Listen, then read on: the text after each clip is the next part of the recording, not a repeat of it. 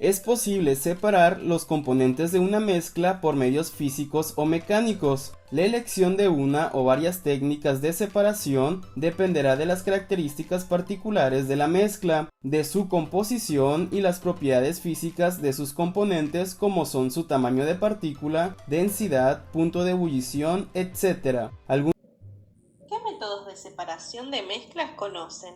Algunos métodos de separación de mezclas son: la decantación se utiliza para separar mezclas heterogéneas con diferentes densidades al dejarlas en reposo, ya sea un sólido de un líquido o dos líquidos. Por ejemplo, tierra con agua, que al dejarla en reposo, la tierra caerá al fondo y el agua se podrá verter en otro recipiente. Otro ejemplo sería el agua y el aceite, que al dejarlas en reposo en un embudo de decantación, el agua podrá ser recolectada en otro recipiente y el aceite quedará dentro del embudo. ¿En qué consiste la evaporación? La evaporación se utiliza para separar un sólido disuelto en un líquido. Debemos calentar la mezcla hasta llevar el líquido a su punto de ebullición para que se evapore y el sólido quede en el fondo del recipiente. Con este método puedes separar sal disuelta en agua. ¿Para qué se utiliza la filtración? La filtración se utiliza para separar un sólido que se encuentra en un líquido utilizando papel filtro. Las partículas del sólido, al ser muy grandes, quedarán atrapadas en el papel filtro. El líquido pasará fácilmente y podrá ser recolectado en un recipiente. Con este método puedes separar piedras y agua. ¿Para qué sirve la imantación? La imantación es un método que separa un objeto con propiedades magnéticas, ya sea un sólido con otro sólido o un sólido de un líquido, con ayuda de un imán. Por ejemplo, arena y monedas y agua con clips. ¿Para qué sirve el tamizado? El tamizado separa una mezcla de sólidos por su tamaño de partículas. Para esto se utiliza una malla metálica con agujeros de cierto tamaño llamada criba o tamiz. Este método lo hemos utilizado en alguna ocasión en la cocina para separar los grumos grandes de la harina. ¿Qué separa la cristalización?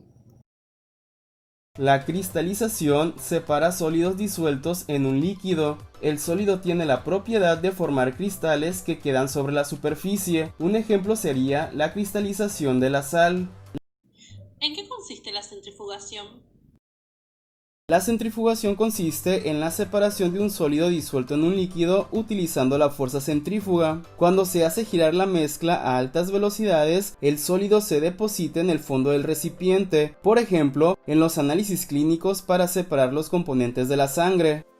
¿Y la sublimación en qué consiste?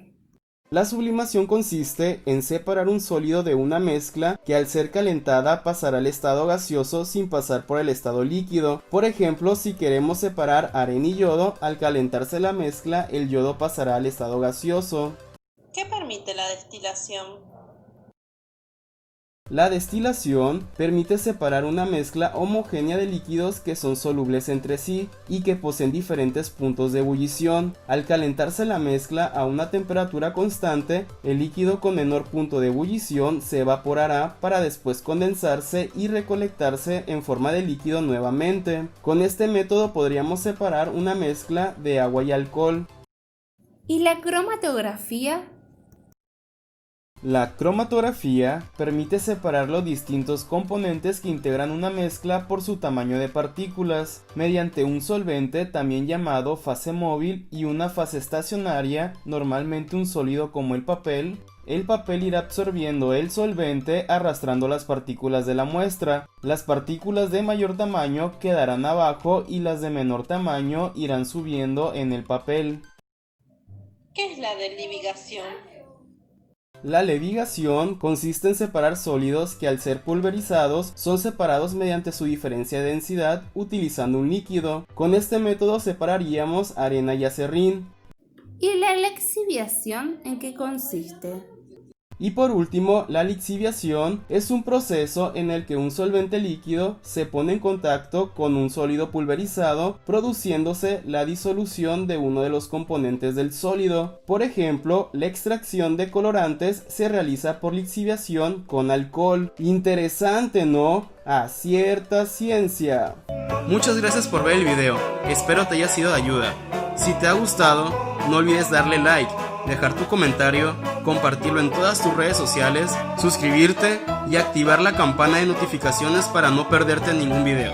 Mis redes sociales se muestran en la caja de información y nos vemos hasta la próxima.